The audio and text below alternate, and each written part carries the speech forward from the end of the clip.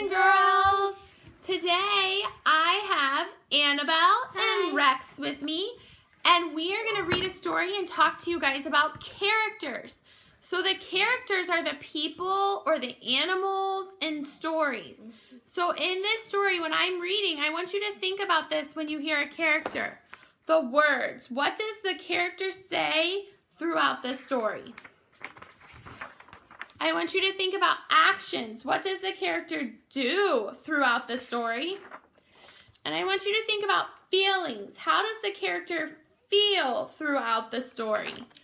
Today we are going to read Goldilocks and the Three Dinosaurs.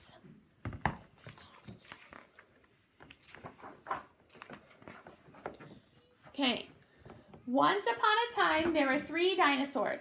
Papa Dinosaur, Mama Dinosaur, and some other dinosaur who happened to be visiting from Norway.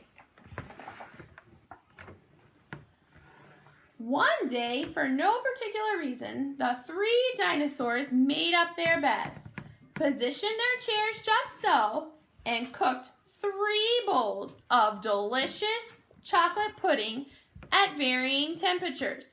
All right, boys and girls, we know that there are 3 dinosaurs in here, and those are the characters in our story. So every time you hear me talk about a character, I want you to touch your nose. Oh boy, said Papa Dinosaur in his loud booming voice. It is finally time to leave and go to the, someplace else. Yes, continued Mama Dinosaur. I sure hope no innocent little succulent child happens to buy our unlocked home while we are, someplace else. Why do you think someplace else? Then the other dinosaur made a loud noise that sounded like a big evil laugh, but was probably just a polite Norwegian expression.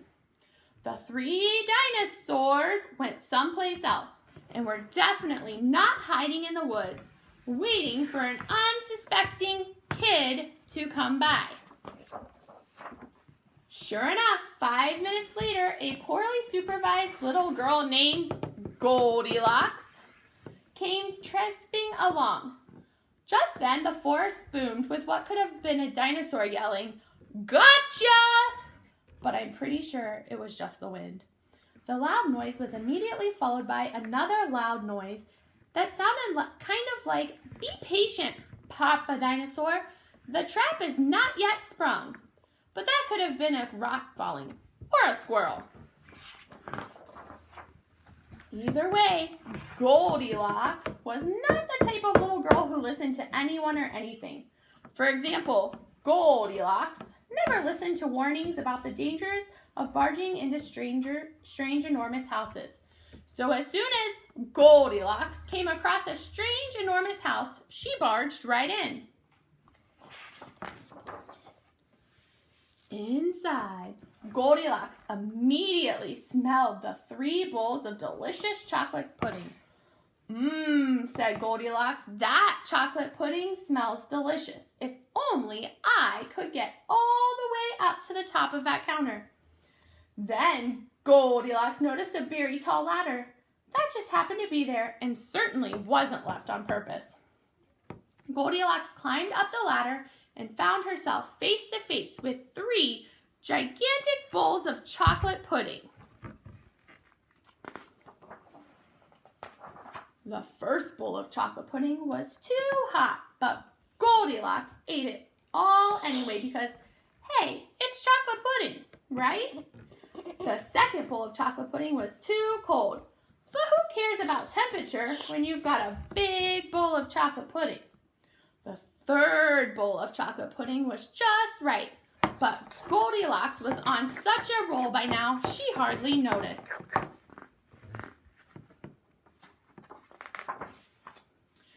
Soon, Goldilocks was stuffed like one of those delicious chocolate-filled little girl bonbons, which, by the way, are totally not the favorite things in the world for the hungry dinosaurs. Tired and groggy, Goldilocks noticed 3 chairs in the living room, so she climbed down the ladder and walked out of the kitchen. The first chair was too tall. The second chair was too tall. But the third chair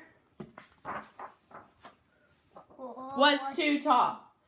Goldilocks wasn't going to climb that high just to sit in some chair, so she hiked over to the bedroom. When she got there, Goldilocks noticed that the beds were also gigantically big. "What is going on around here?" groaned the exhausted girl. "The bears that live here must be nuts." Just then, the room filled with a loud, booming noise that was either a passing truck or a dinosaur gloating. "A few more minutes and she'll be asleep. Delicious chocolate-filled little girl bonbons are yummier when they're rested." Even a little girl who never listens to anyone or anything had to hear that. Goldilocks took a minute to stop and think, which was longer than she was used to stopping and thinking. "Hey," she told herself, "this isn't some bear's house. This is a dinosaur's house." Say what you like about Goldilocks, but she was no fool. As quickly as she could, she ran to the back door and got out of there. Just then, a loud plane flew by, which sounded pretty much like a trio of dinosaurs yelling, "Now!" or "Charge!" or the Norwegian expression for "chewy bonbon time." Suddenly and completely coincidentally, the 3 dinosaurs rushed through the front door. But they were too late. Goldilocks was gone, and all that was left in the house were 3 disappointed dinosaurs.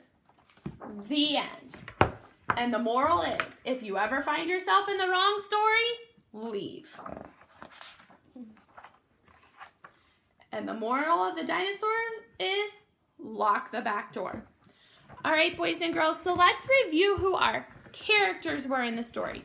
We had Papa Dinosaur, Mama Dinosaur, the other dinosaur, and Goldilocks. So what I want you to think about is, how do you think the dinosaurs and Goldilocks were feeling in the story? What were their actions? What did they do throughout the story? And words. What did the characters say throughout the story? Thank you, boys and girls. I hope that you are all safe and healthy, and we miss you. Bye!